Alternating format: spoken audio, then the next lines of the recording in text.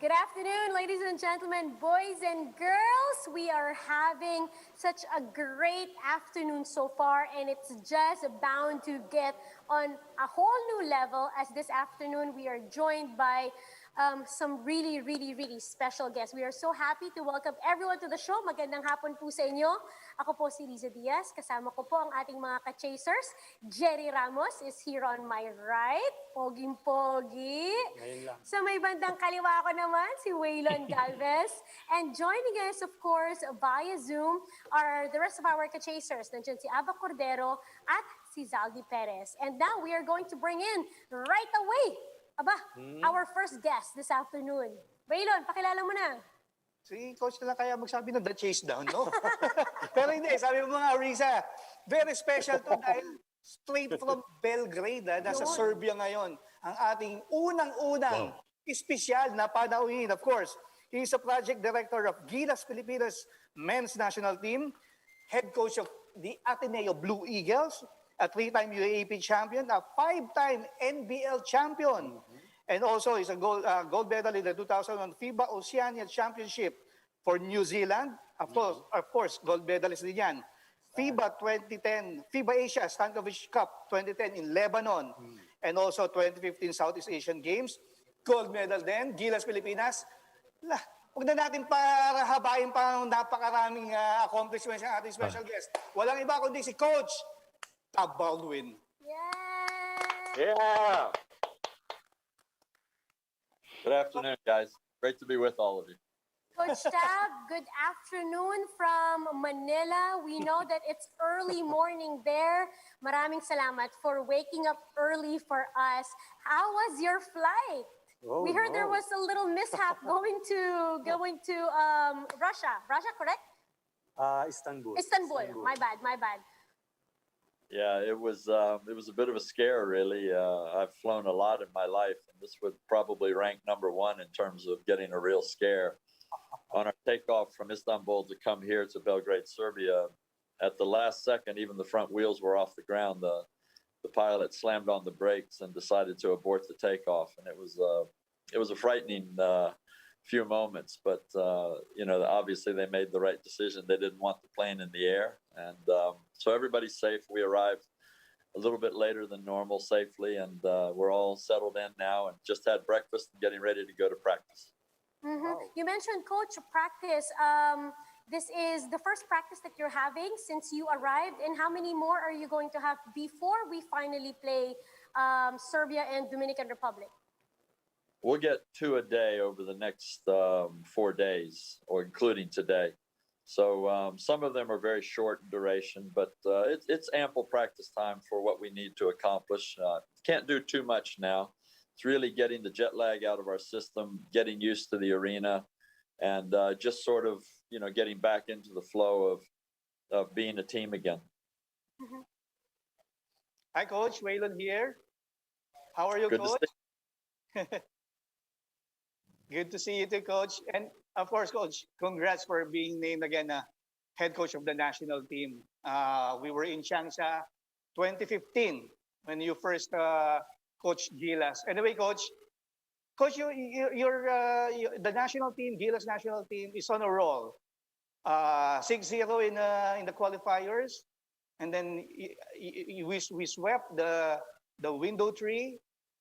Your assessment so far, Coach, with the Gilas, how is it going?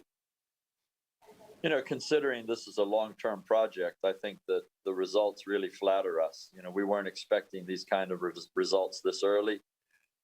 I think a lot of the credit has to go to the players and obviously to the guys that are working with the team, the coaching staff and our management team. I think everybody's done a lot of hard work to this point, but it's clear in our minds and in the players' minds that we're really at the beginning. So we want to temper expectations going forward. We know that there are some rough spots coming, but we intend to work through those and learn our lessons from those and be the team that we want to be in 2023. Coach, before window 3, there are lots of excitement about Angelo Kwame as our naturalized player and Kai Soto as well. But there are other exciting plays from guys like Dwight Ramos, SJ Belangel, Carl Tamayo. Your thoughts about these kids, Coach? Well, I think this is a national team, and I think that it should always be difficult to point out individuals in a national team. These are all very talented players. They all bring many skills and assets to the team in their own right. And so it's no surprise to me that in varying games we get, different levels of performance from different players, and we have confidence in all of them.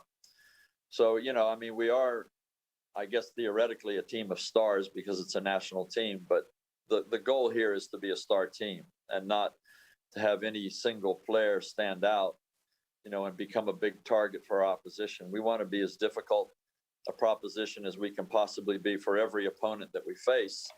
And in order to do that well, we need to have every player a threat. And, that's what we're trying to achieve. Mm-hmm. And now you're preparing for the qualifiers, for the Olympic qualifiers. Just your thoughts on, after the window three of Asia Cup, now you'll be playing Serbia and then the Dominican Republic, world-class teams. Well, they certainly are. And I think probably Serbia is probably the second best team in the world right now to the United States. It's a powerhouse roster. They have a great coach in Igor Kokoskov. They're a group of guys that have played together through the years. They understand one another, and they play the game at a very, very high level. Dominican is a powerful athletic team, very big, very, very, very strong team, physical team, when they have great guards. So, both teams are exceptional. And but if we want to learn to play at this elite level in the world, then we need to take a lot of lessons out of this experience here, starting with the fact that how do we travel? Because we're going to have to do that a lot. How well do we handle all the adjustments necessary in a tournament situation? So there's a lot to learn, and we are here both to compete and to learn. Right. I was going to say this trip is going to be a huge lesson when it comes to experience and exposure, especially for this young elite players that we have. Zaldi will shoot in the next question. Go ahead, Zaldi. Hi, Coach Tab. Welcome to the Chasedown. Today, mate, great to be here with you. Yeah. How's the morale of the team, Coach, going to the big battle? Excellent. I think, that's one of the blessings when you work with younger players. You don't tend to have a lot of, questionable, moody guys. These guys don't have, families at home that bring those sorts of problems and worries to them. These are pretty free thinking, free bunch of young kids, and they're enjoying life, and what comes with that is a great disposition, a great morale, and generally a very good work ethic. So that describes them pretty well right now. Mm-hmm. And after the OQT, are you going to maintain the team? And will it get any help from the PBA when you compete in the FIBA Asia qualifying in Indonesia this coming August? I think everybody has to realize that this is not a team yet. This is a pool of players. So we select the roster to play in games whenever we have games facing us and confronting us. Other than that, we're a pool of players, and whatever players are available at that time, as long as they can make a time commitment that allows this coaching staff to build a chemistry with that group of players, then we're going to welcome in all the talent in Philippine basketball. But if they can't make the time commitment, then basically that undermines the strength of this program, and that is the chemistry of the team. So I think everything hinges on that. It hinges on player availability, not just can you show up for a week, but can you show up and make a meaningful time contribution to become part of the real roster. If ever you do get PBA players, can you tell us who are they? No, that's something that we would have to work on at the time. You just never know. So we don't really try to open or close that door at this point in time. There's no point in doing that. We're a national team. We need to have as much talent as we can assemble, but we still need to be focused on building a team and not just a group of individual players. I so Okay, agree. thank you, coach. The more people that we get, familiar with the system, with the program, the better it is for the national team. Jerry. Correct. Hi, Coach Tab. Good morning over there. Hey, Jerry. Thank you. Yeah. Coach, how's the weather in Serbia? Beautiful, beautiful. But we don't get to go out and enjoy it because we're in a bubble here. So it looks nice from outside the window. Yeah. Cold weather or? No. It's summertime. It's very, very hot right now. They're having a heat wave, so it's mid-30s. Okay. Wow. Coach, can you update us on the condition of Carl Tamaya and Dwight Ramos? Carl will probably go through training this morning. We'll see if he can do any live stuff, but he's hours away from, I think, getting back to being able to contribute. Dwight is a major concern. We're just not seeing any improvement in the groin muscle. It's been 4 days now since he got the injury, and the trip doesn't help. The travel and the airplanes, that doesn't help muscle problems.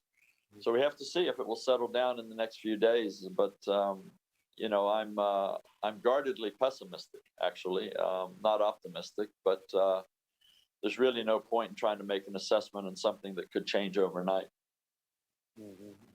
Coach, I understand that you previously told the media men that after these qualifiers, the two qualifiers, the FIBA Asia Cup and the OQT, you're going to reassess whether you will continue coaching the team or not.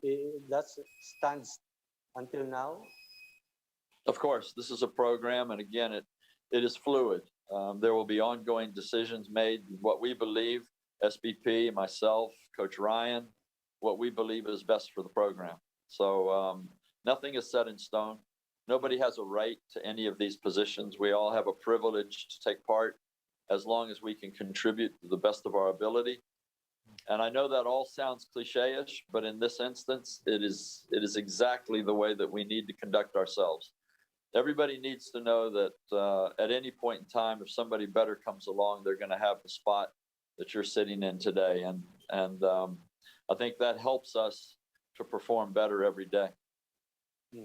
But your thoughts on clamor of Filipino basketball fans to stay as coach of the Gilas team until the 2023 FIBA World Cup? I think the fans understand as well as anybody else that this program cannot be driven by the emotions of fans and the wishes of fans. And it's their right to express their feelings and their thoughts, and we encourage that. But we really have to be driven by what we, as the supposed experts in this program, what we believe is best for the program. And so, there's a lot of consultation that goes on constantly. There's a lot of challenging of thought processes and decisions. And that's the way it's supposed to be. We have to approach this very professionally. And that's the way I intend to, for things to work as long as I'm the director. And how about the wishes of these sports writers, coach? Totally irrelevant. Totally. We have a few more minutes with Coach Tab. Abak will shoot the last remaining questions. Go ahead, Abak. Hi, Coach. I've seen a couple of videos, and you seem to have mastered SJ Belangel shot better than him now. I can't say. What people don't see are all the outtakes, right? All the practice shots. So we'll just leave it at that. All right, Coach. Looking forward to the game against Serbia. What do you see, looking at your crystal ball, happening in the first 2, 3, or 4 minutes of the game? I think that I think we will go at them very hard, but I don't think it's anything that these players, the level they play at, haven't seen before. But I don't think that from a psychological standpoint we can go out there passive. We have to go out there with high energy, and it may not work. We may be inefficient. We may make mistakes because it is a big moment. It's a big level for these young players. And I don't think we're going to rattle the Serbians, but, we're going to throw everything we have at them. And we're going to try and, be as clever as we can. But, we have to respect that these players and this coaching staff of Serbia have pretty much seen it all. And they're in front of their home fans, and it's a big moment for them. It's a big tournament for them. So this is going to be a possession by possession game. We're going to be hanging in there on every possession to strive to be successful, to get a stop, to strive to be successful, to get a bucket or an offensive rebound and have a second chance at it. But it's going to be a grind for 40 minutes, and we're going to need every guy on the bench. And in the end, who knows how games play out? They all have their own character once they start. But I'm sure that we will take many lessons from the game. Mm-hmm. And what should be a satisfying result in this game? A good performance, really. Going out there and doing the things that we want to try to do, and figuring out how to do those against an outstanding opposition. And I think the more we're able to adapt and adjust as the game goes along, the more we'll be satisfied with how we played the game. Mm-hmm. And the game will be played like at 2 a.m, Manila time? I believe so, yes. 8 p.m. here. So I think that's 2 a.m. So how do you expect your players to adjust to their body clocks and? That's what we're doing over the next few days. So by practicing in the morning, having stretching workouts, just reorganizing their schedule, reorganizing their body clock. By the time the 30th rolls around, or the first there, we should be pretty well adjusted. All right. Thanks, Coach. Good luck. Coach, before we My let you pleasure. go, just a few questions. Let's go back to that second game that we played against Korea, where they opened the game pretty much on a blast, 9-0 run. You didn't call a timeout. A lot of people were like saying, "Why isn't he calling a timeout? What is he doing?" What was going through your mind, and what did that situation taught you? Because you didn't call a timeout. To me, it looked like they didn't need saving of a timeout. You had them figured it out, and then the result was they came back with an eight straight point run. Tell us what happened in that situation.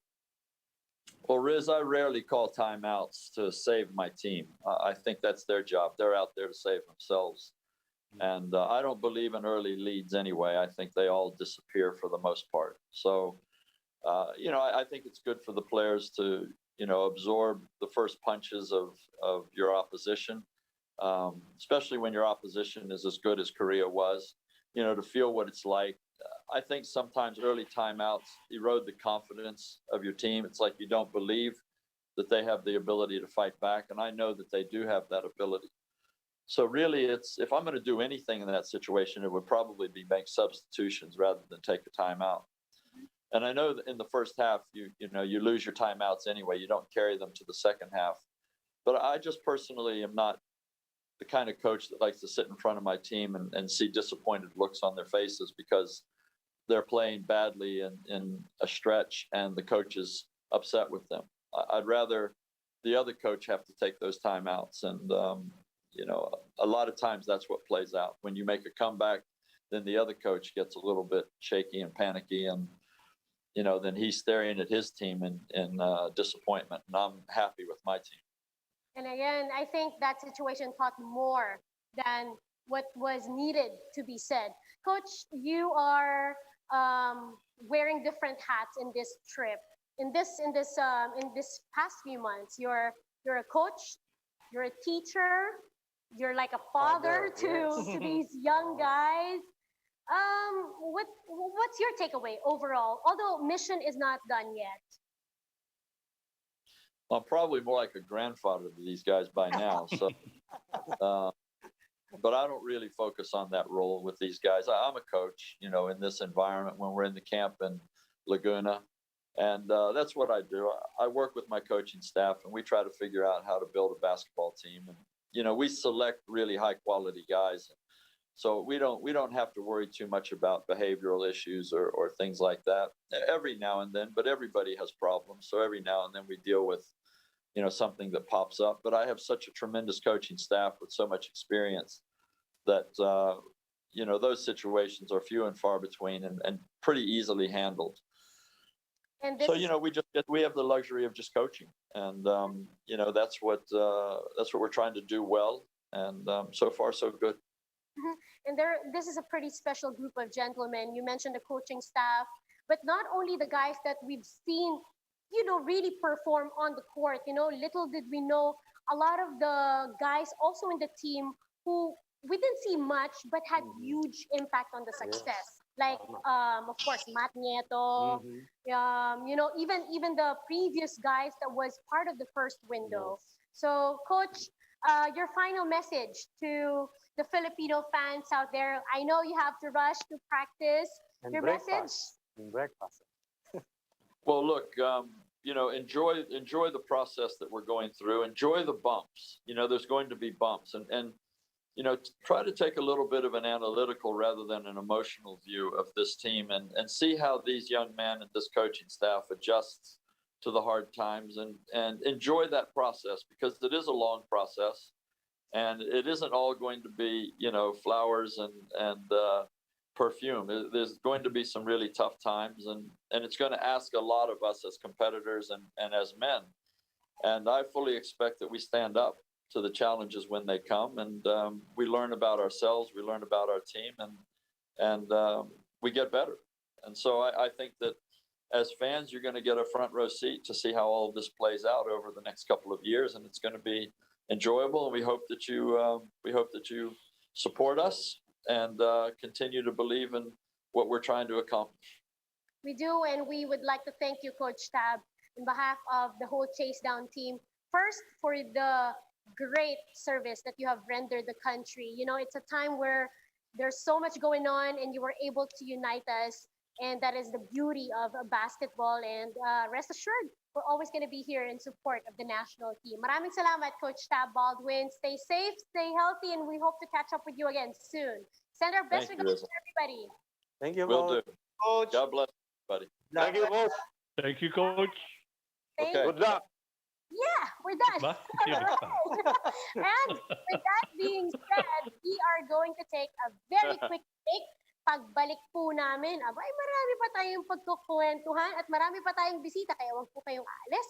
Babalik po ang The Chase Chase Da! Down. Touchdown!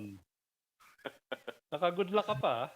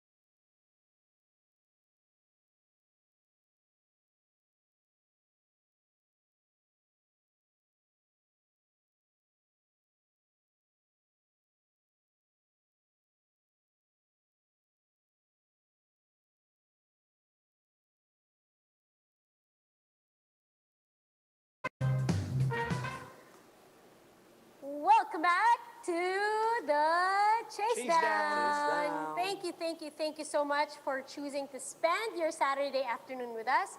Ako po muli si Riza Diaz. We have our ka-chasers, Jerry Ramos, Waylon Galvez, ganun na rin syempre si Abac Cordero at si Zaldi Perez. Isang mainit na hapon ang aming dala sa inyo. Nakapanayam na natin si Coach Tab Baldwin just a few minutes ago. Yes. Later on, sa mga hindi nakapanood noon, although pwede nyo naman ito mapanood syempre sa Facebook, ikakwentuhan namin kayo. Pero bago tayo magpatuloy, syempre, ibigay muna natin yung naantala natin kaninang mga headlines. Ayan. Sige. Simulan natin sa magandang balita. Ang Gilas Pilipinas, safe na po't nakaland na sa Belgrade. In Turkey, Istanbul. Yan. Para syempre nga lumahok sa FIBA Olympic Qualifiers kung saan makakalaban nila dyan ang Dominican Republic at ang Serbia. More good news, Riza, dahil yung pangarap nating Olympic gold medal nadagdagan na dahil 15 Pinoy athletes na ang qualified para sa Tokyo Olympics at inaasahan pang madami pa ang darating. Kala ko naman nag-gold medal na. Wala, hindi pa. Gulat ako dun eh. Eto, more good news pa. Dahil sa Tokyo Olympics, less than naman na lang yan, sabi ng IOC, payag na may fans na ha. Pwede na manood, pero Pwede na? 50% capacity lang Pwede ng venue. Pwede pa rin, di ba? Bakit hindi? Mga locals ha, kala nyo, sama ka ha? Hindi ba? Hindi, bawal. Ito, ongoing naman. Final four na sa NBA. Ang Hawks laban sa Bucks. Go Celtics! Sa East. Ay, wala pala. Wala na nga ni. At ang Suns versus Clippers sa Western Conference Finals. No? Sino kaya ang magwawagi? Mamaya bibigyan namin kayo ng mga NBA updates. And of course, other than of course, Coach Tab Baldwin that we already had earlier in the show, may mga iba pa tayong bisita. We'll have Olympian Jayson Valdez. Wow. He will be joining us later on the show. So makakakwentuhan natin siya. We'll get to know him more. Antala kasi last week. Oo, kasi Oo. last time, di ba, biglaan yung balita na nag-qualify siya. And then we tried to put him on the show. We were successful enough, but unfortunately, the connection didn't stand as strong as we hope it would. So, as promised, Yeah. we are bringing him back due to insistent public demand. Dami. At bukod doon, syempre meron pa tayong mga inaasahan pa mga ibang bisita. So hopefully, mapagkasya-kasya natin yan sa ating programa. Pero bago yan, syempre pinakamainit na naging usapan, lalo na sa mundo ng basketball dito sa ating bansa, yung recently nga na-concluded the FIBA Asia or FIBA Qualifiers that was held in Clark. We were very successful in sweeping that. Bali naka 6-0 tayo in that qualifiers. And also, what's exciting is, very recently, naglabas na nga rin ng 12-man lineup for the Olympic Qualifiers naman. And these players are already with Coach Tab in Serbia. Yeah. As you know, as he mentioned, nandun na sila, mag-aalmusal or nakapag-almusal na on the way na nga actually sa ensayo. On your screens right now are our players, the 12 that qualified for this qualifying tournament for the Olympic qualifiers. We have RJ Barrientos, Justin Baltazar, SJ Belangel, Gio Chu, Isaac Go will be part of it. Ganun na rin si Jordan Heading, Angelo Kwame or Ange Kwame, William Navarro will be part of it. Big Mike Nieto will be part of it. Dwight Ramos and Kai Soto. Kasama na rin si Carl Tamayo. So, kanina, nakausap natin si Coach Tab and he mentioned how Carl Tamayo is improving Yes. when it comes to his condition. Ang hindi masyadong magandang balita is Dwight Ramos, who still is not showing any signs of improvement. And Coach Tab mentioned na yung flight in itself, hindi naman yan makakatulong. But we're saying optimistic na sana in the next coming hours and days, magkaroon ng improvement. But what can you say about this lineup sa napiling 12? Waylon, unahin kita. Ikaw. Ako, if you're thinking long term, no? Kasi ang target naman talaga ng samahang basketball ng Pilipinas dito for the Gilas men's national team is the 2023 FIBA World Cup, which Yes. which the Philippines is co-hosting with Japan and Indonesia.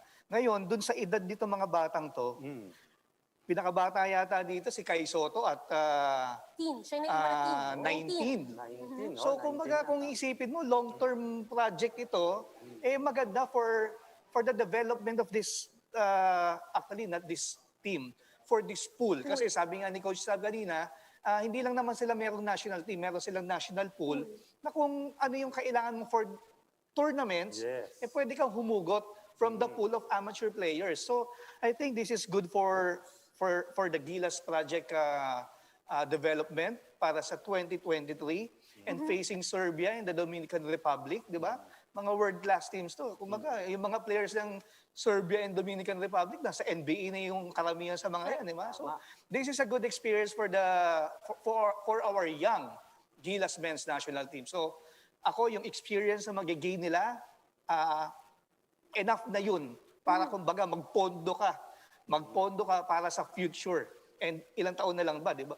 2 taon na lang, World Cup na. So, malaki. Ako, positive ako dito. Hindi COVID, pero positive yung pananaw ko para sa Gilas natin. Jerry. Kung pwede ngang isama lang lahat no? Isasama ng Gilas Pilipinas. Unfortunately, sa 12-man roster lang, no? Walang labis, walang kulang. Oo, and unfortunately, may kailangan i-cut, no?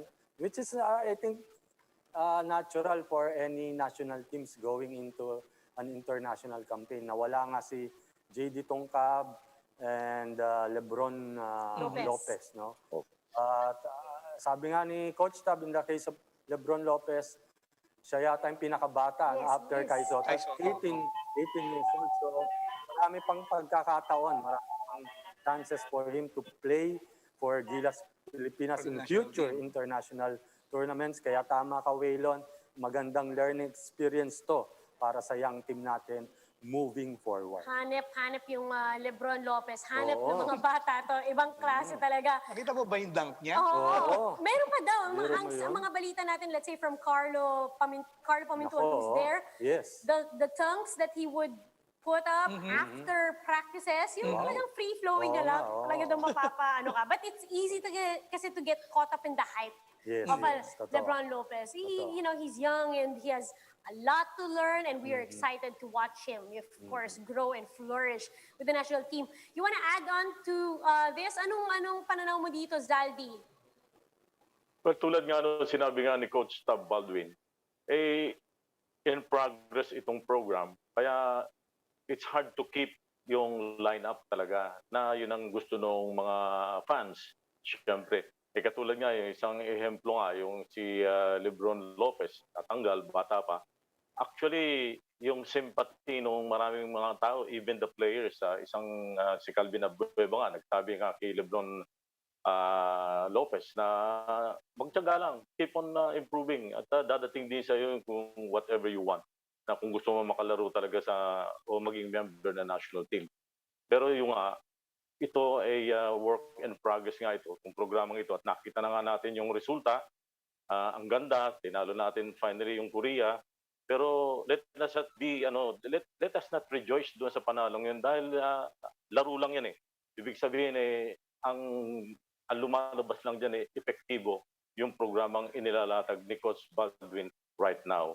So, marami pa tayong mga makikitang mukha dito sa lineup nito dahil hindi naman nauubos ang tournament. Every year meron. Kaya every year din makakakita tayo ng iba-ibang mukha na magiging national player natin. True, and the more, again, people that is part of the pool, the more games they are able to play, the more experience they have together, the better it is for this team. Abak, your thoughts? Well, the early results are encouraging to say the least. But what this team needs to me is a longer exposure.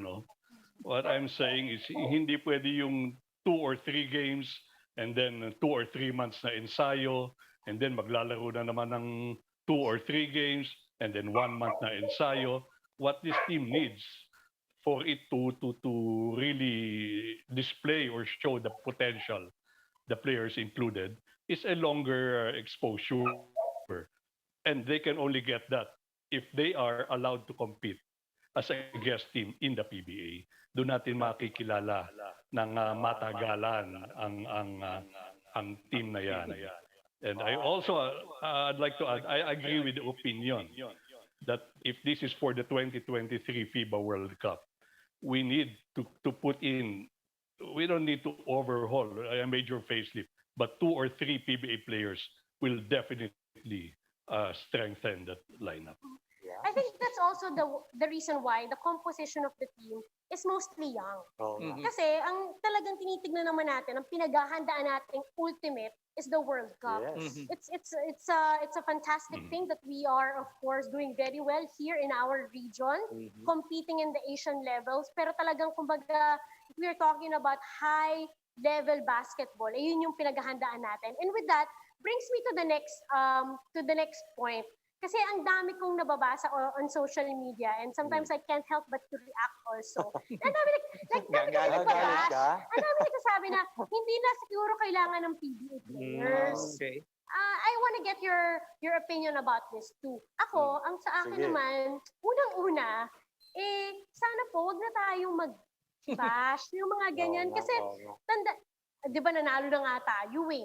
Tapos ngayon, magtuturuan na naman tayo, magkakasisi. Di ba may ganun pa? Sana wala nang ganun. And second, to my opinion, eventually, kakailanganin pa rin natin ng mga PBA players doon. And it's not like the PBA didn't want their players to be in the national team or in the Yes. pool.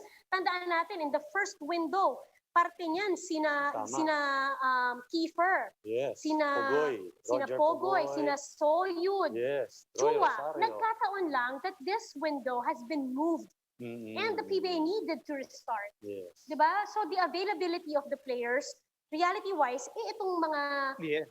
collegiate ang available ngayon. And we are very happy with what they have accomplished. But soon enough, kakailanganin pa rin natin. And I hope we are open to that. That the PBA players, some would be injected. Yes. Just imagine this team. Although si Coach Tab hindi siya nag-mention ng pangalan, Ah. imagine kung idagdag mo dyan, ako on the top of Sige, my head, sino? Pogoy.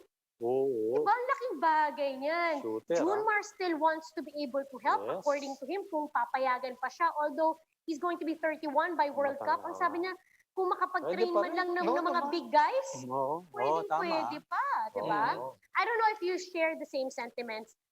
Unahin natin yung mga nasa Zoom. Abak, Yan. what do you think? Ayan, Deng. Total, nagsabi ka na kanina. Oh. Well, sabi nga ni Coach, it's too early to tell, ano? Kasi kailangan talaga nila malaman muna what they would need, di ba? It's not what they have right now, but what would they need later on if talagang paghahandaan na yung 2023 World Cup. But of course, who doesn't need a Junmar Fajardo? A healthy Junmar Fajardo.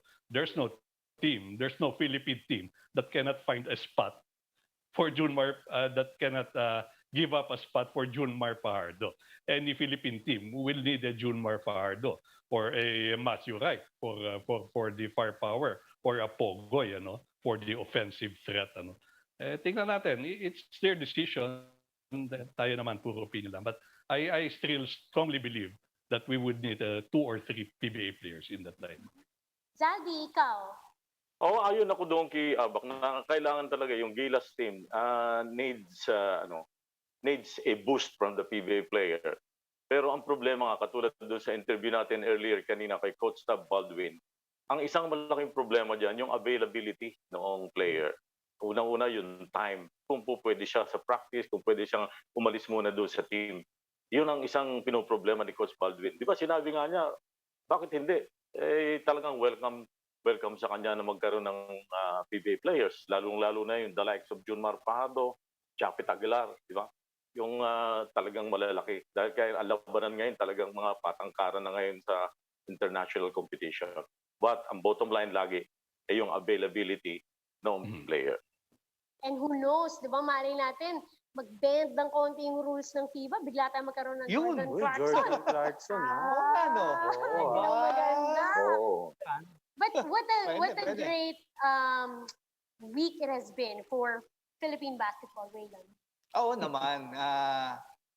Yung, di ba, back in 2013, Umiyak ka nun. hindi. Ano lang naman. Iyak? Na-touch lang Abak, naman Abak tayo. yata. Na-touch lang naman tayo na finally Natouch. tinalo yung Korea. Na-touch lang tayo. Ayaw. Finally, nanalo tayo sa Korea. And with this window 3, actually, walang nag-aakala. Because nga, mga bata eh. And they'll be facing a Korean teams na veterano, with talagang napakalakas na naturalized player in Ricardo Ratliff. Kita natin yung nangyari sa Asian Games 3 years ago. Oo, Di ba? Korea, tinambakan. Philippines, di ba? Oo nga eh. So, iyak tayo dun. Correct. Pero ngayon, with these young players, medyo napatunayan na gumagana yung programa ni Coach Tab, na okay.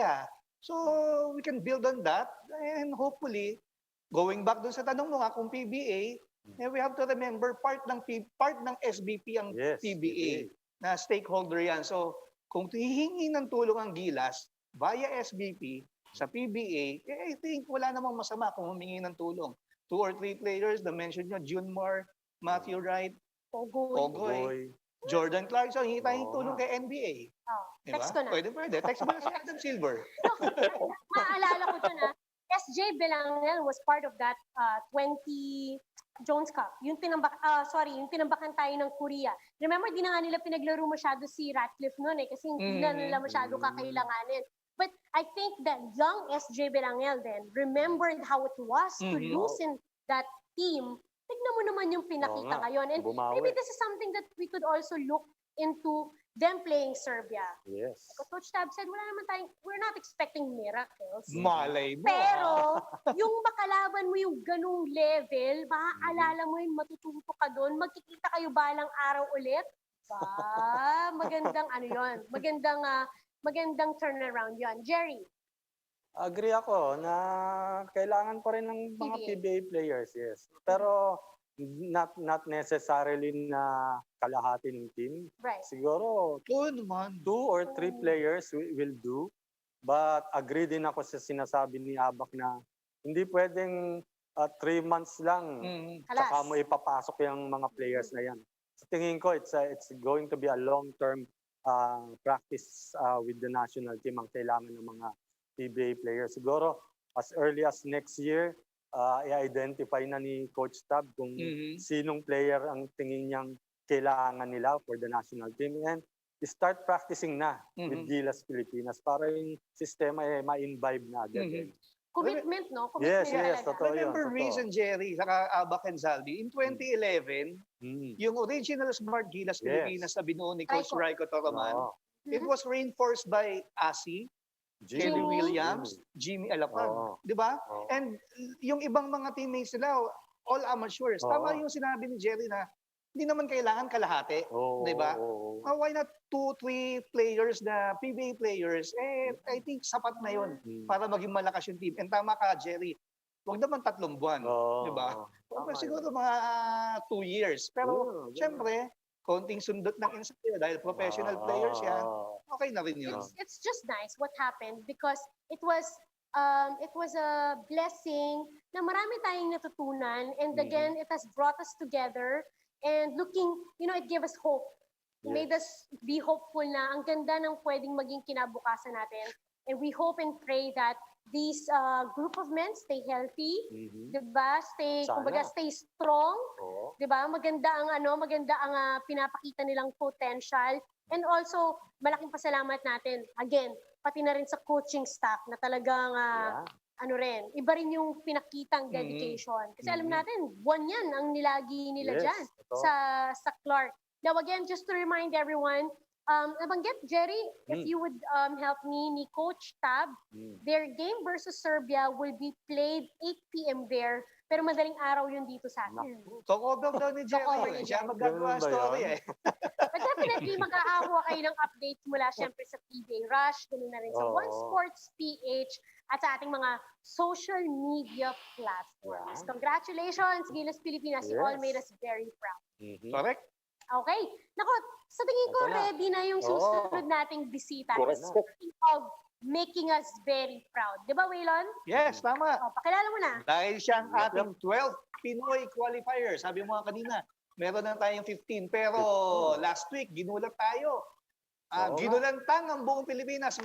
Meron ng pang 12th qualifier for the Tokyo Olympics. Siyempre, he's also bronze medalist during the 2015 Southeast Asian Games.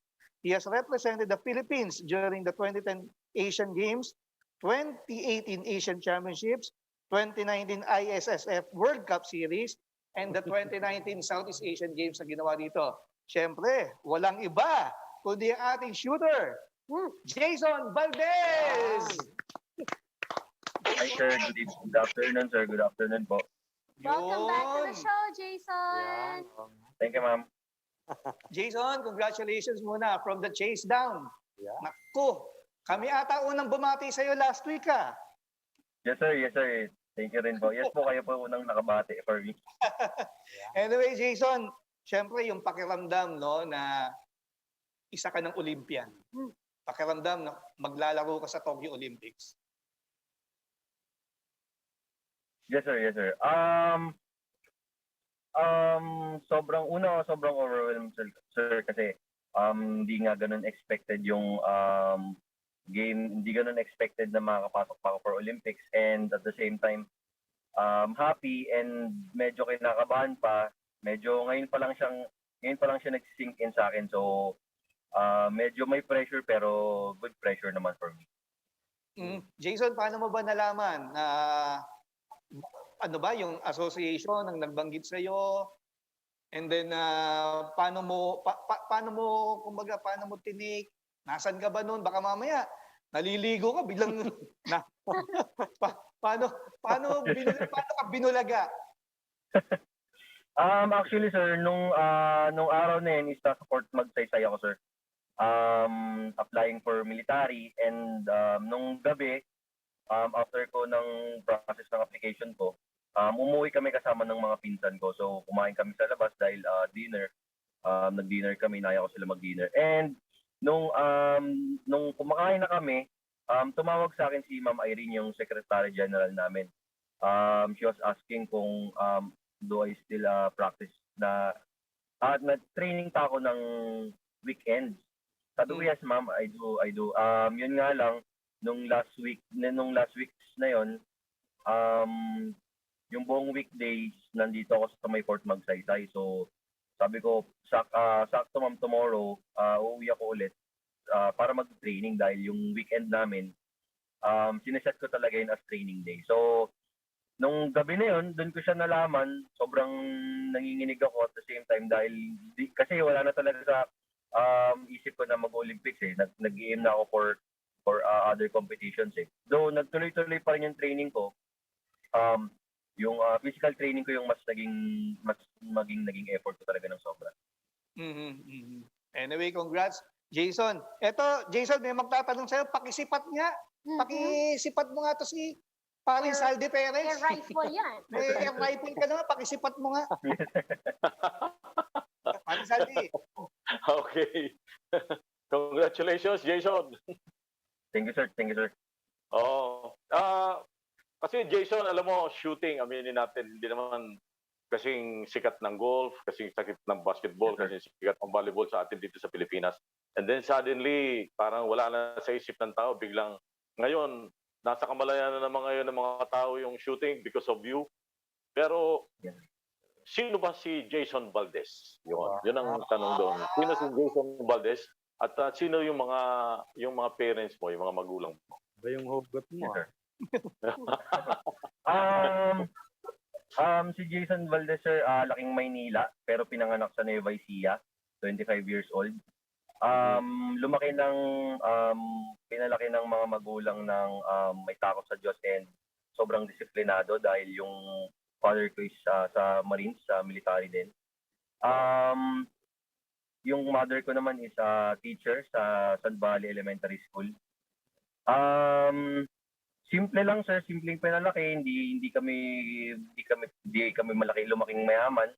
May kaya lang sa buhay, and yung father ko yung nagsusupport sa akin sa shooting career ko. Ano pa ba? Graduate sir ng Adamson napatapos naman sir ako ng pag-aaral ng mga magulang ko sa Adamson. Yun sir, pumasok ako ng iba't ibang sports. Nag-black belt ako ng taekwondo, nag-swimming, nag-badminton, nag-tennis, ano pa ba? Dami ako sir pinasok. Nag-basketball pa ako sir kasi 5'10" yung height ko eh. Yun sir, yun ang mga naging sport ko and yun si Jayson Valdez sir. Ay, paano ka naman nahilig nga sa shooting? Yun sir, bata pa lang kasi ako sir, dinadala na ako ng papa ko sa shooting range. Yun din yung naging sport niya. Dahil nga nasa Marine siya, dun din yung shooting range namin. So, every weekend, dahil nga nakahiligan ko din talaga mag-sport and parang yun, talagang inintroduce sa akin ng papa ko yung shooting. Doon ako sir namulat sa pag-shooting. Nabanggit mo kanina, Jason, nag-a-apply ka sa military, which is yun yung Marine Corps ba yun? Marine? Sa Philippine Army sir. Philippine Army.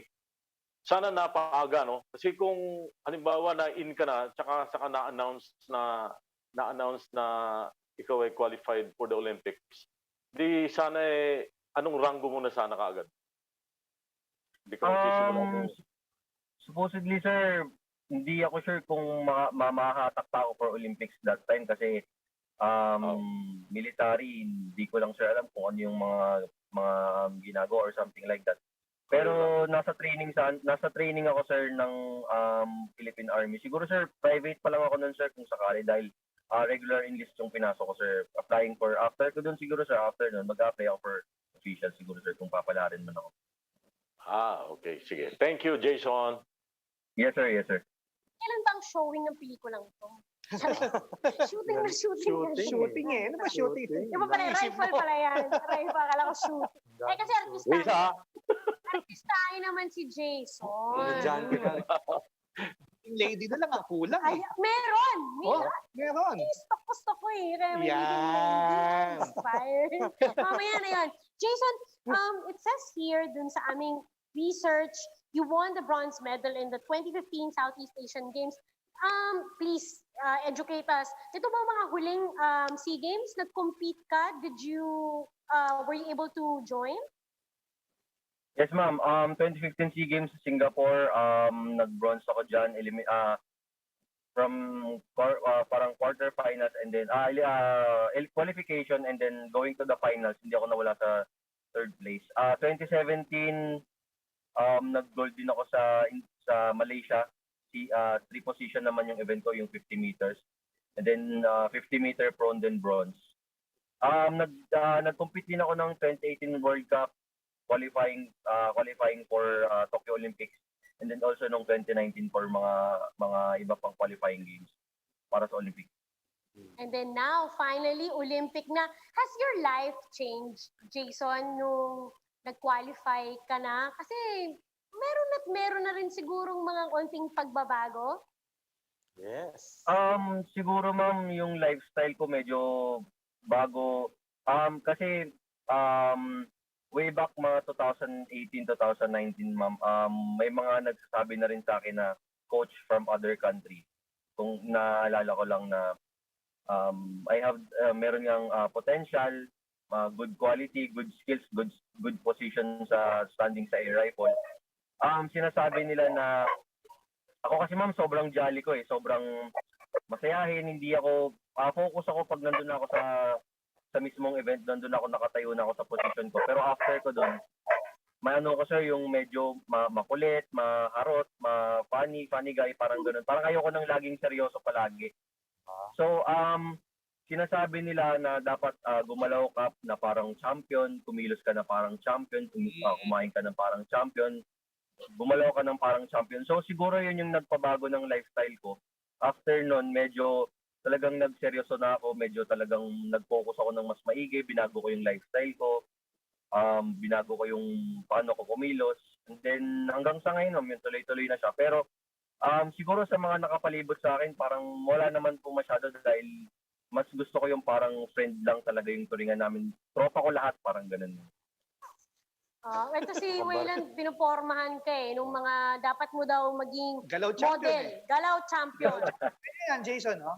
Oo. Yan. Kaya ganun ka. Yung baril syempre. Hindi, nakasukbit dito eh. Rifle mahaba Rifle, yun. mahaba pala. Rifle nga eh. Mahaba. Jason, pakisnipe nga itong siya. Jerry. Hi, Jason. Hi, sir. Congratulations. Hello, sir. Hello, sir. Thank you, sir. Thank you. Balik, ensayo ka na ba? Kasi alam ko nagpa-vaccine ka the past few days, no? And sabi mo nga, nagpahinga ka ng kaunti. No? Yes, sir. Ngayon, sir, yes, tuloy-tuloy ako ng training. Ngayon, medyo nagpahinga lang ako ngayong araw dahil hindi ko po kasi masyadong sinasagad-sagad ng solid. Pero meron akong at least half a day rest for a while na parang i-concentrate ko naman yung mind ko, yung body ko, and then tomorrow, balik ulit, and then tuloy-tuloy na po ulit, and then rest, something like that. Workout, something like that po. Tuloy-tuloy naman na po siya hanggang ngayon. Nag-start na po ako ulit. Okay. Jason, nabanggit mo kanina nag-apply ka sa military, no? Paano ba to? Nahinto nung ngayong ka na sa Olympics, nakapasok ka? Yes, sir. Medyo, ngayon kasi, sir, medyo sinet aside ko muna siya dahil sabi naman, sir, nung boss ko na nag-introduce sa akin na wag ko na munang isipin. And yun din yung sinasabi sa akin ng father, ng papa ko na wag mong kalimutan mo muna yun kasi hindi yun makakatulong and hindi siya masyadong wala siyang masyadong input for you for Olympics. So sabi nilang niya na kailangan medyo ibahin muna natin yung strategy, ibahin natin yung pag-isip kung paano tayo kung paano yung way natin papuntang Olympics, kung paano yung galaw natin, technique, something like that. Itutuloy mo ba to, Jason, after the Olympics? Halimbawa, kahit manalo ka ng medal. Yes, sir. Yes, sir. Ako naman kasi, sir, talagang ito yung naging ito talaga yung naging focus ko. Simula nung naging national team ako way back 2009, hindi na nagbago yung thinking ko the way kung paano ko. Gusto ko pa rin, sir, mag-quota and makapag-Olympics and manalo for Olympics talaga, sir. Yun talaga yung pinaka-aim ko. Hindi lang basta makasali for Olympics dahil ito na, nakapasok na ako ng Olympics. Pero ang pinaka-main goal ko na is manalo na for Olympics. Ano ba ina-applyan mo? Sniper o ano? Sa military? Sa ano ngayon, sir, ang ina-applyan ko nun, sir, sa Special Forces ng Army. Jason, ikaw ba to? Ayan. Ikaw to eh, di ba? Sino yan? Di ba? Ikaw yan eh. Nakita ba? Kikita? Ikaw yan, di ba? Hindi, sir. Akala ko ikaw eh. Kamukha mo eh. Jason, may isa pa akong Okay, go ahead. Riz, may isa lang akong question. Yung the late former President Pinoy Aquino is a known practical shooter, no? Yeah, gun enthusiast. Oo nga eh. Na-meet mo ba Yes, siya sir. in person o kahit sa firing range man lang? Hindi po, sir, pero ang laging ikinaka-proud din, sir, na sinabi ng papa ko sa akin is si Papa ang unang-unang nagturo kay former President Noynoy Aquino, sir. Wow. Ng practical shooting, sir. Yes, sir. Uy, alam mo, hindi lang ng mga kwento sa atin, si late President Noynoy, hindi lang siya talaga hobby, hindi lang niya talaga to hobby, talagang magaling siya. Magaling siya Yes, talaga. sir. Yes, ma'am. Yes, ma'am. Yeah. Yes, ma'am. Sayang lang, no? Hindi kayo nagkaroon ng pagkakataon. Pero syempre, mali mo, dahil Olympics na yung galing ni President. Sasanin sa yan para maganda pa. Sasapian ka. Okay, si Avak may mga tanong pa. Ayan, si Abak, isa sa magaling na May baril yan, di ba? shooter Pare, ng may sports baril writers yan. Ilan nga ba yung baril mo, pare? Magaling yan eh. Uy, tinatanong mo, Anyway. bawal yan. Good morning. Good afternoon pala, Good Jason. afternoon, sir. Good afternoon. Anyway, I've covered air rifle competitions, Talagang grabe ang concentration dito sa sport na to. If for those who are not aware, ibang klaseng competition ito. Ang venue, akala mo tahimik pa sa simbahan. Ang kasabihan nga that the shooters can hear their own heartbeat, Wow. Anyway, ang question ko dito, Jason, yung bang gamit mo ngayon na rifle, 10 meters tayo, no? Yes, sir. Yes, sir. O, yung bang gamit mo ngayon, yun ang gagamitin mo sa Tokyo? Yes, sir. May correction lang ako, sir. Ngayon kasi, sir, medyo mas pinagulo na nila yung utak ng mga shooter, ng mga athletes, lalo sa shooting. Dahil ang ginagawa nila ngayon, sir, is meron kaming sounds. Meron kaming sounds. Pagdating ng finals, talagang yung last few shots mo, yung last competition mo, pag nag-start na, talagang nagigiyawan yung nasa likod para ma-distract ka. So yun yung nabago. Kasi before talagang kahit yung paglakad mo, yung bagsak ng paa mo talagang naririnig, bawal talaga yun before. Ngayon kahit magbasag ka doon sa likod, magsigiyaw ka doon, ngayon sir, yun yung talagang binago para sobrang mas maging mental toughness, mental skill talaga yung magiging labanan, sir. Dahil marinig mo yung mga nag-uusap sa likod, kung ano-anong ginagawa nila. Yun, sir. Yun yung medyo binago nila sa pagdating sa audience, sir, sa shooting. So kung paano mag-training ang archers, gano'n na rin ang shooting, ano? Yes, sir. Yes, sir. Anyway, Jason, yung timetable mo, ano bang ano? So, sasabay ka ba sa Philippine team o would you prefer mauna na doon? Ganun ba yun? Pwede ba yun? Actually, sir, maganda kung mas mauna. Pero ngayon lang din pong umaga na sabi sa akin na ang pag-alis namin is ngayong July 18. So hindi ko lang sure kung sabay-sabay kami with other athletes, pero yung schedule namin going to Olympics is July 18, sir. All right. Thank you, Jason. Good luck, ha? Yes, sir. Thank you, sir. Naglalaro ka ba ng mga online games katulad ng mga Call of Duty, yung mga ganyan, yung mga barilan? Before ma'am, mahilig ako sa mga online games like Counter-Strike, Global, CSGO. Magaling ka doon? Or magaling ka din doon? Actually, ma'am, siguro magaling din kasi mahilig ako gumamit ng sniper din doon eh. Si Risa magaling doon eh. Teka, tayo. Ayan, okay. Pero that's what, ngayon, naglalaro ka pa or hindi na? Ngayon ma'am, medyo nag-stop na ako kasi hindi siya makakaganda sa mata ko dahil sobrang tutok ka talaga. But then, siguro mga phone mobile games lang pero hindi na ako masyado rin lately dahil kailangan kong i-rest ng maigi yung mata ko, yung kamay ko, yung katawan ko, yung isip ko kasi sa mga ganyan kasing laro, kailangan mo rin ng mind games eh. So, tinigil ko muna siya para isa lang talagang iniisip ko. Oo nga, kasi yung mata mo doon, tsaka iba talaga daw nga yung concentration pala, no? Pag mga ganitong klaseng sport. Waylon. Okay lang ba yung may nginig, Jason? Nanginginig na ganyan. Pasmado eh. Pero meron sir, may singit ko lang. Meron ako sir nakita niyan, shotgun shooter naman siya. Olympic champion siya, taga Qatar.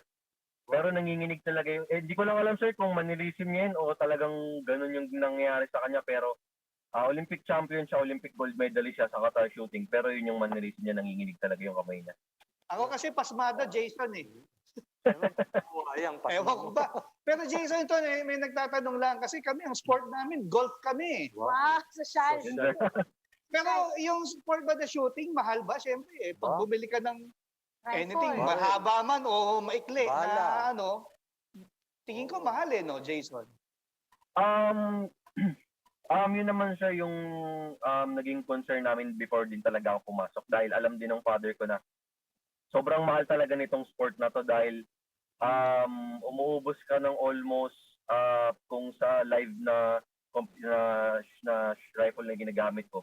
Alas gumagastos kami ng 5,000 almost every day. So 5,000 pesos. Kung almost magkano na kaagad kung ilang weeks ang training namin hindi lang naman gagastos ng isang ganun ng isang training. So mas madami pa.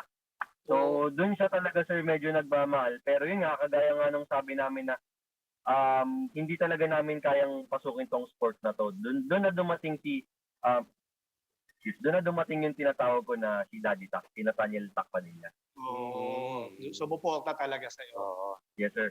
All the way from start hanggang ngayon, sir. Hanggang ngayon, Tokyo Olympics talaga, di niya ako pinabayaan. Saka Jason, pagka talagang mahal mo yung sport, hindi mo bibitawan yan eh. Oo. Kahit mahal. Kahit mahal yung sport, ha? 'Di ba? Basta Yun nga, mahal. yun nga, sir. Yun nga yung nagiging biro namin, sir, na parang minsan parang totoo na parang psychological na lang lagi namin sinasabi na kapag hindi kami nakaamoy ng pulbura ng bala or kapag hindi kami nakaputok ng isang beses sa isang linggo para kaming mga nilalagnat, sinisipon, inuubo. Yung mga biroan namin. Pero may mga ganun siguro, pero yun yung lagi naming biroan na kapag hindi kami nakakaputok ng 1 week or 2, na nagkakasakit na kami kung ano-ano na yung nararamdaman namin, something like that. Kaya pala si Jerry linalagnat ngayon. Pero Jason, I don't know if you can, again, educate us more. Siyempre, of course, with guns, hindi natin maiwasan. It would be associated not only for defense, but sometimes with violence, you know? And ano yung maipapayo mo, lalo na if we have young viewers here, to how to responsibly see, you know, the use of guns, like shooting as a sport, katulad ng ginawa mo? Yes. Yes, ma'am. Yan, isang magandang point din, ma'am. Meron kasi ako ngayon, ma'am, na brother. He's a special child. Before kasi, like nga, nasa military yung papa ko. So, what if kung mayroong baril sa harap niya? What will you do? Kung ano yung maging reactions niya? Ano yung nakikita niya sa TV? Yun naman po yung kagandahan sa part na yun dahil bata pa lang, tinuro na sa amin kung ano yung pwedeng mangyari pag may hawak ang baril. What will you do? Ano yung pwedeng maging effect kung ipinoint mo siya? Ano yung pwedeng mangyari kung kinalabit mo yung trigger ng baril? So, doon kami naturuan, and doon naturuan yung kuya ko na special child dahil merong mga nagsasabi na bakit siya pinapahawak ng baril dahil meron kami mga pictures and video na pinapakita na yung kuya ko nag-shooting din. Sinasabi nila na bakit siya umahawak ng baril, bakit siya nagtatry niyan. Yun naman yung sinasabi namin na what if kung may ganun ng scene na merong baril, so hindi niya yung nahawakan hanggat hindi siya pinapahawak or hindi siya sinasabing kunin mo yon. Pag kinuha niya yan, hindi niya rin yan itututok sa tao unless sabihin. Though, ang nakikita niya lagi sa TV na sa action star na mga nag-shooting, sabi niya, pag nakita niya kaagad yun, ang sinasabi niya kay Papa, Papa, bad yun, di ba? Di ba dapat hindi sa tao itututok, dapat sa target lang. So yun yung naging aral sa kanya. Yun yung magandang maging point sa mga tao na once na meron kayong makitang baril, sa inyo man yan or hindi, or basta nakalapag lang siya, unless pinahawak, pinagalaw, or pinakuha, wag na wag gagalawin. So yun yung naging magandang lesson for my brother na special child na talagang nag-seek in sa kanya na pag may baril, hindi hahawakan, hindi pwedeng itutok sa tao, hindi pwedeng iputok pag may tao sa atin. Kailangan responsible, Tama, no? di ba? Correct. Malaking responsibilidad. Yes, ma'am. Jason, your message sa mga sumuporta sa iyong naging journey, hanggang syempre papunta ng Tokyo Olympics. Your chance para magpasalamat sa kanila. Unang-una nagte-thank you ako kay God dahil itong Tokyo Olympics is sobrang blessing in disguise for me. Dahil meron akong ibang pupuntahan, binalik niya ulit ako sa way na kung ano yung dapat akong saan ako talaga kung para saan talaga ako. Nagpapasalamat din ako sa PSC, POC dahil non-stop yung support nila for me. POC, until now, scholar ako ng POC. Sa PNSA namin dahil patuloy yung pag-support nila sa akin. Yung president namin si Gov Chavit Singson, si Ma'am Irene Garcia na Secretary General namin, si General Gudani na former Secretary General. Siya talaga yung nagsali sa akin para mag-qualify kami international noong 2018. And yung family ko, yung friends ko, yung PB Junicio na nag-sponsor sa akin, yun din sa kanila, sobrang thank you ako, sobrang thankful ako.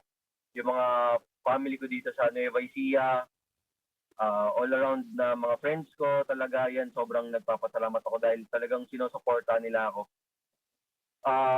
Kay Papa, syempre, hindi talaga nag-support sa family ko. And especially, last mention ko talaga si Daddy Tak. Dahil hindi dahil sa kanya, wala ako sa shooting. Daddy Tak. Daddy Tak, tayo. Yes, sir. Ayan, no? Ayan, no? Ayan, Kita mo ba? Ha? Oh.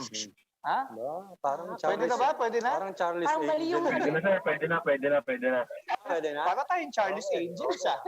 Hoy, wag daw itutok ah. Oo nga, Oh, bawal totoo. itutok. No, but Jason, in a more serious note, unang-una nagpapasalamat kami sa oras na nilaan mo para sa amin, Oo. and we wish Yes, you ma'am. the best of luck. Asahan mo na nakatuto kami sa iyong journey. Sana wag kang makalimot kapag naka-gold medal ka. Oo naman. Ano Syempre kami naman, dito agad, balitaan mo kami kagad dito. Yes, And ma'am. know please that we are praying for you. Regardless, whatever the outcome is in Tokyo, we are very proud of what you've achieved, and good luck sa iyong mga future endeavors pa in the military. Okay?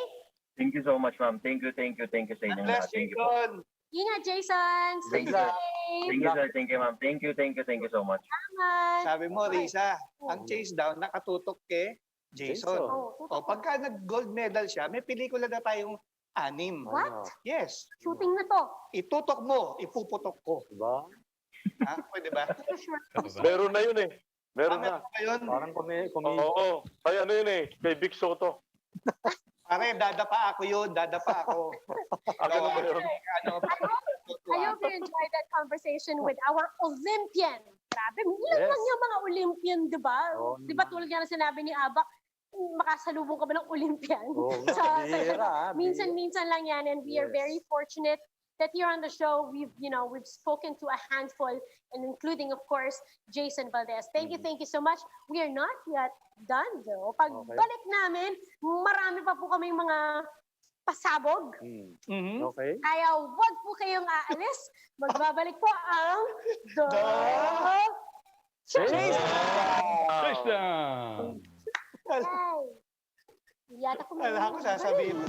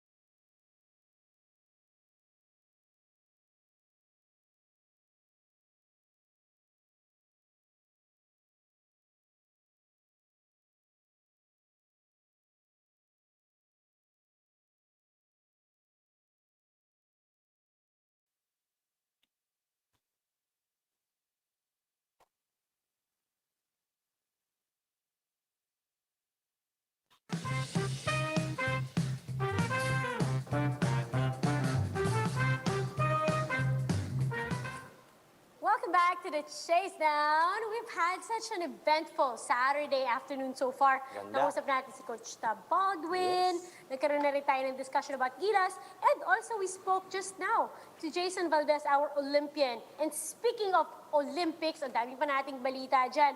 Zaldi will dish out one of the good news na pinagmamalaki natin. May mga Zaldi, may mga nag-qualify pa na dagdag ng mga Pinoy sa Olympics. Oo, nung last time nga, yung si Jason, nung last week, 12 pa lamang tayo. Pero ngayong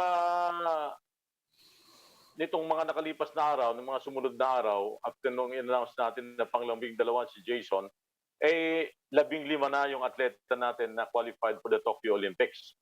At malamang dadami pa yan dahil itong linggong ito, 3 agad yung bagong qualified athletes natin na nag-qualify. At nga yung sa golf, si Jovic Pagunsan, si Christina Not ng athletics, at si Kiyumi Watanabe ng judo. Yan, nakita mo, keep on coming sila. At meron pang mahigit na 15 atleta pa tayong inaasahan na malaki ang pagkakataon na makakapasok sa Tokyo Olympics. Kasama na dito yung, siyempre, si Yuka Saso, yan, Bianca Pagdanganan, yan, mga taga-golf yan, mga golfer. Ang Gilas nalalaban pa sa qualifiers next week. Although si Eric Ray na lumaban noong nakaraang 2017 Rio Olympics. Ngayon, good news yan dahil dumadami, maraming mga qualified, meron naman tayong bad news na masasabi. Pero hindi naman cause for alarming ito dahil itong si Christina Nut ay nag-positive sa COVID-19. Yan, nag-positive siya doon sa kanyang huling resulta. Although siya ay vaccinated na. Kaya nga nako, mag-iingat po tayo dahil kahit na fully vaccinated na tayo ay nagkakaroon pa rin dahil dyan sa mga variant na yan. Lalo na yung Delta variant na sinasabi na unang natuklasan sa India. At alam naman na pag meron na tayong vaccine, madali na tayong magamot. Kaya sigurado naman, malakas ang katawan niya si Christina, athletic yan, magagamot ka agad yan. Ang problema lamang nito ay kung itong pagkakaroon ni Christina ng pagka-positive niya sa COVID-19 ay makaka-apekto yan sa kanyang training. Dahil alam po ninyo, itong Olympics ay halos malapit na at less than a month na lamang at Olympics na. Yan po ang ating mga pinaka-latest ngayon doon sa mga atleta natin na sasabak sa Tokyo Olympics. Wish a speedy recovery for our athletes, nuts. And thank you, Zaldi, for that update. Again, congratulations sa mga atleta nating nag-qualify. Tututukan natin ang kanilang paglalakbay sa Tokyo Olympics. Speaking of Tokyo Olympics still, the fans are already allowed to watch the games, to watch the events. Although, we'll have to reconfirm kung aling events, aling mga venues ang pinayagan. But at least they've opened up some of the venues and some of the events for spectators only at 50% capacity. Again, this is of course adhering to the safety protocols that are in place because again, meron pa rin banta, may threat pa rin ng COVID-19 transmission. But nevertheless, that's a good development, lalong-lalo na sa mga nais makapanood ng games. If I was in Japan, siguro ang pinaka gusto kong mapanood, other than basketball, siguro kung papayagan yung athletics. Enjoy ako sa athletics. Oo naman. Diba? Yan ang mga panoorin. Tsaka binaba na yata yung emergency sa Japan eh. Kaya nakapag-allow na ng Pwede na. Oo, Pwede naman mga mag- spectators. Now, still an update on the Olympic Games that is, of course, set to happen in less than a month. Isa sa mga nakikitang challenges dito is, of course, for the Olympians who happens to be mothers at the same time. It was brought upon the attention of course, the media na ang ilang mga athletes natin ay mga mommies.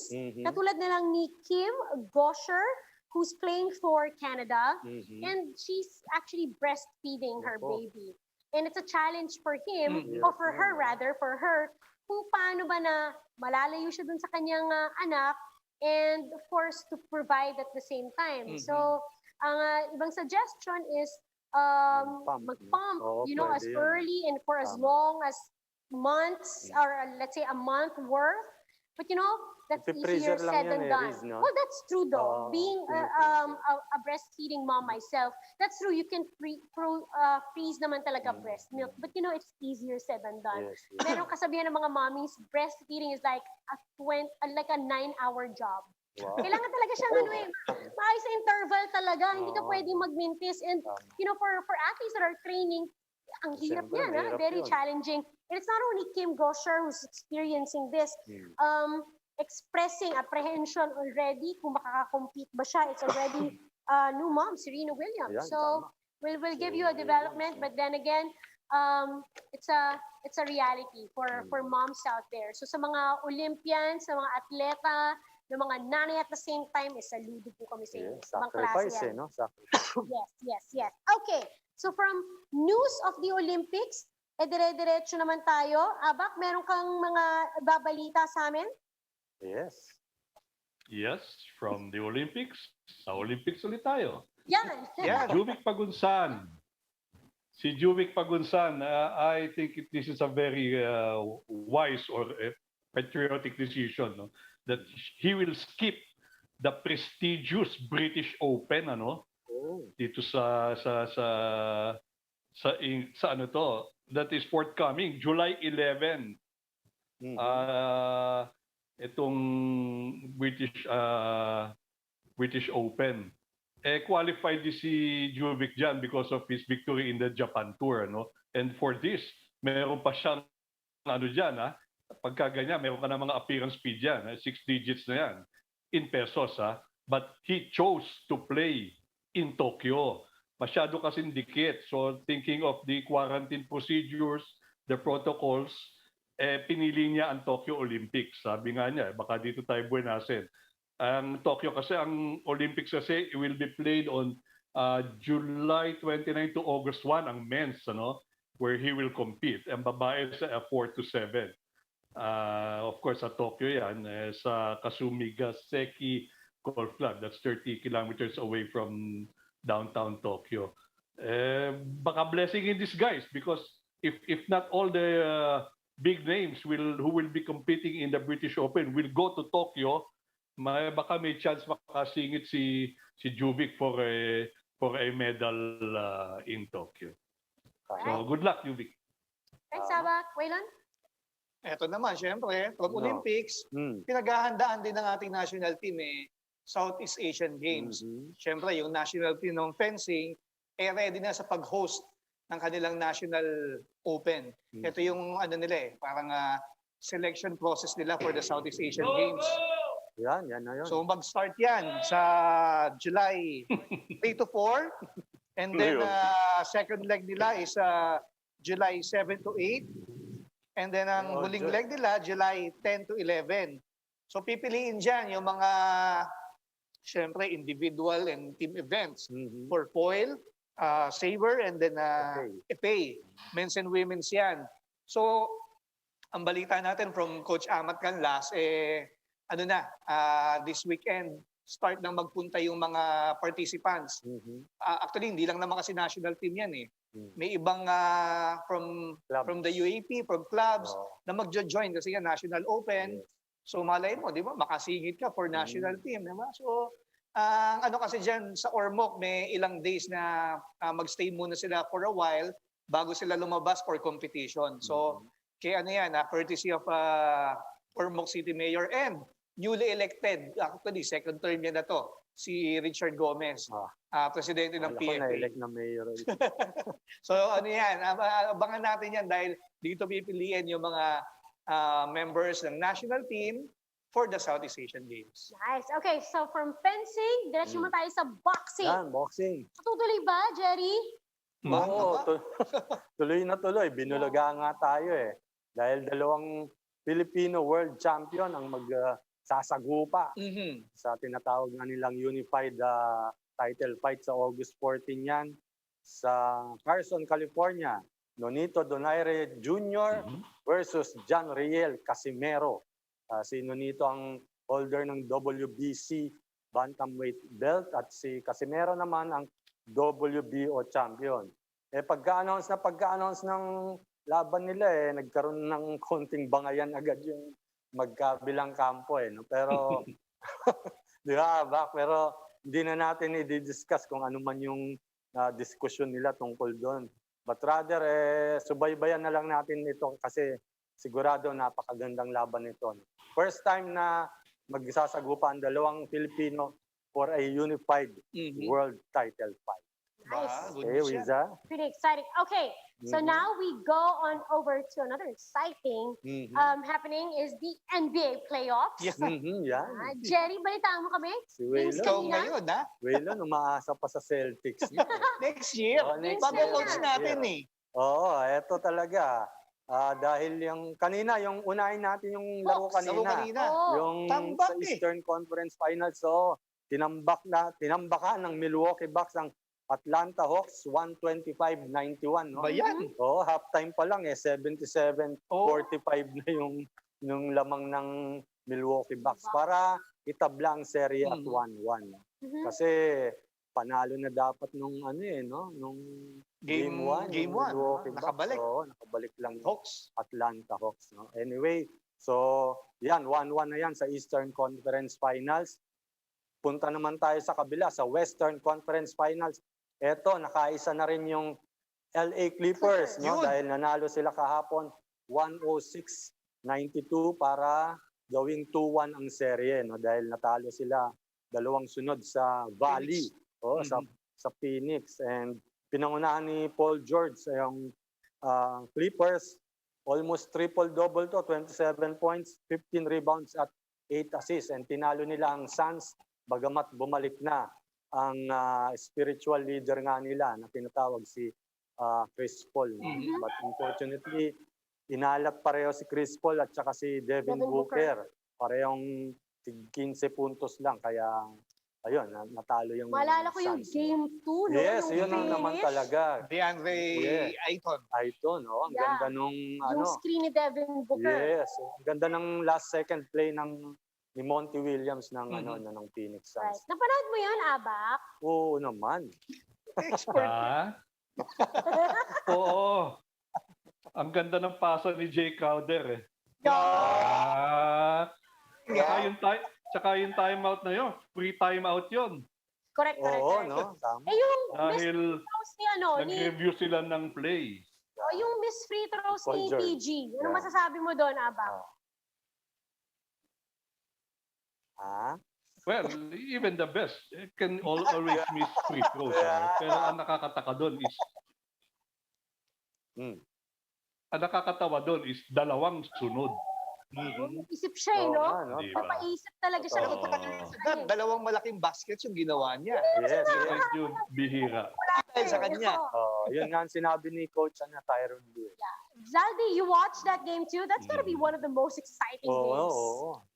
Hindi ko napanood pero nabasa ko na lang. Ang napanood ko kanina yung Milwaukee Bucks saka yung Atlanta Hawks kanina na tambak na talaga. So, yun ang napanood ko.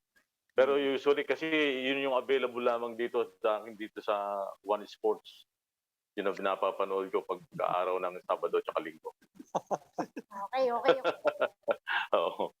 Meron pa, mga NBA news. Siyempre yung Detroit Pistons ang nanalo sa coming NBA draft lottery. Number one. Oo, number one. And first time in franchise history ng Detroit. Oo ha? nga, no? Sila, yeah. First time pala nila. Sa hinaba-haba ng history nila sa NBA. First time lang nila merong draft pick na number Yes, one. so alam natin, rebuilding tong Pistons after na-trade si Andre Drummond, si Blake Griffin. No? So, magandang balita yan para sa mga Pistons fans.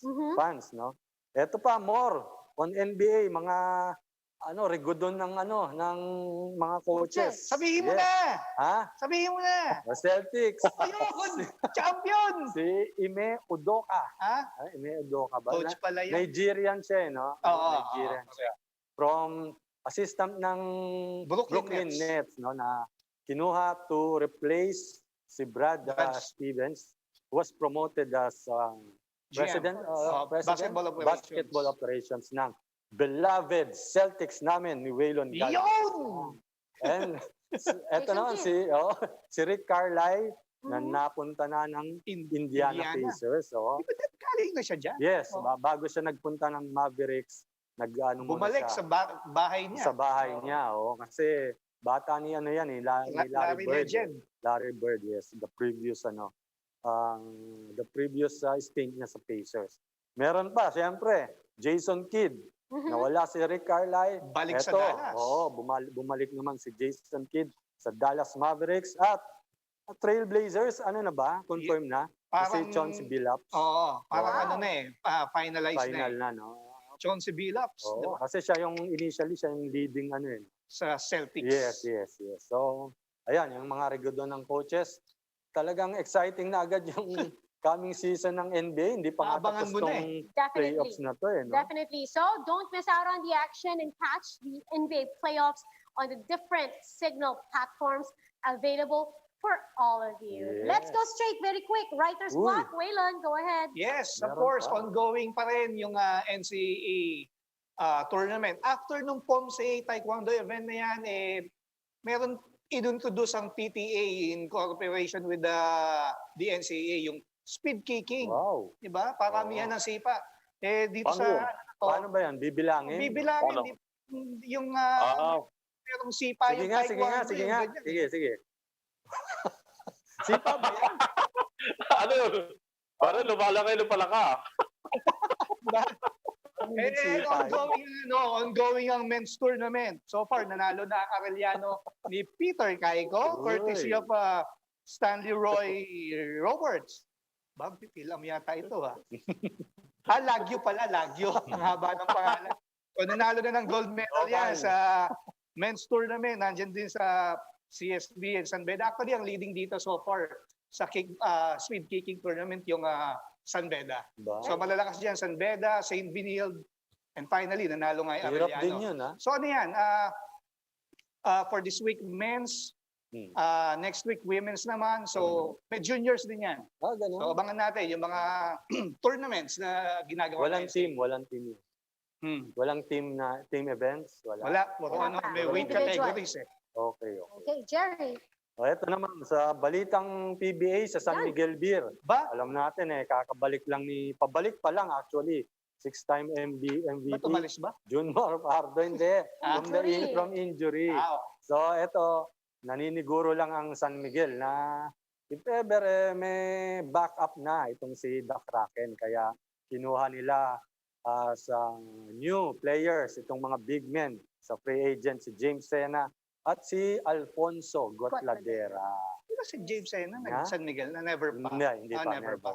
Mga free agents yan, nakita ng San Miguel na libre. Bakit Bakit hindi? ba Di ba? hindi? Malalaki. Kuhanin natin yan. May singit ko na lang din Backup. since usapang PBA Yan, sige, yesterday. Riz. Naganap ang rookie orientation. Yes.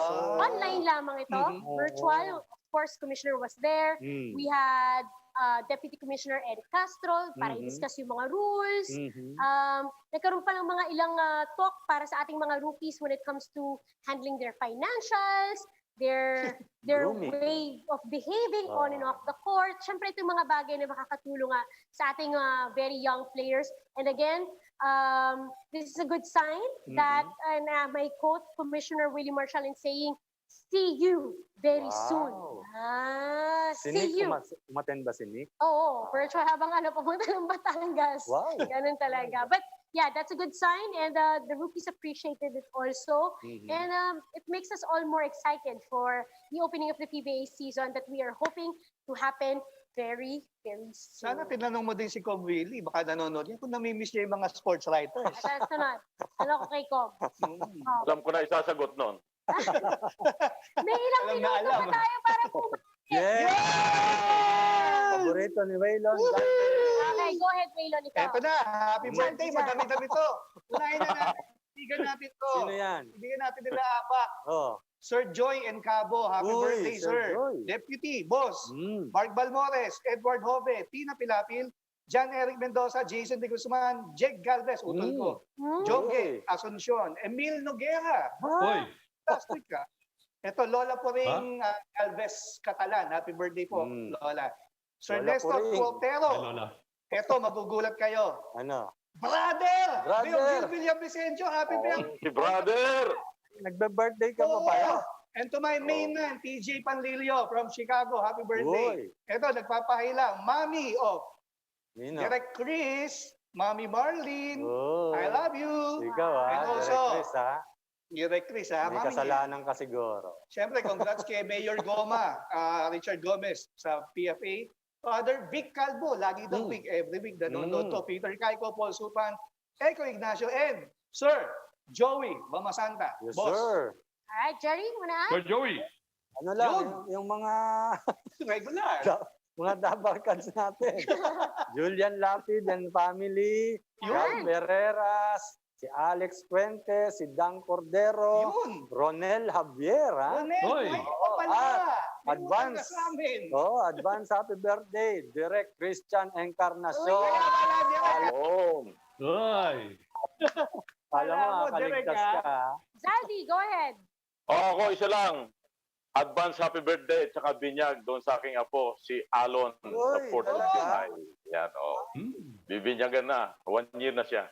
Spowel dyan, spowel Oh. sa'yo. Kay Lulo. Nay, magkalayo nga eh. Nasa Antipolo. How Doon about nakatira. Yes, maikli lang. Of course, we joined the nation in mourning the death of the former president Benigno Noynoy Aquino III. And of course, greetings na rin. Happy birthday to my lifelong friend Robert Tiangco, and also greetings to my other dear friend Pandi Lichauco. Pandi, kita-kita, get well. Akala ko anong others eh. Ano yun? Ito, nanonood din. Ngayon, nag-text. Sino? Richard Cabarles. Ha? Richard? Ah, Richard, Richard, Tagal na birthday niya na. Richard. Ihatid mo na. padala mo na. Ihatid mo na. Well, sa lahat ng tumutok sa atin for the past 2 hours, thank you very much. We certainly hope and you enjoyed the show as much as we did. Salamat sa ating mga naging guests, Coach Tab Baldwin. We also had, of course, Jayson Valdez. Thank you very much. In behalf of our crew, you know, the hardworking men and women of the Chasedown, I'd like to thank you for joining us this afternoon. And we'll see you again. All right? Maraming salamat in behalf of our ka-chasers, Aba Cordero, Zaldi Perez, Jerry Ramos, and Waylon Galvez. Ako po si Rizzo Diaz. This has been the Chasedown. Wow. Kami po ang 1PH Teleservisyo para sa Filipino. We'll see you guys soon. Bye! Happy weekend, Michelle Happy Wila. weekend. Ingat! Stay Bye. safe! Yes. God bless. Paano yun? Yung ano, palaka mo? Yun. Ang bilis doon.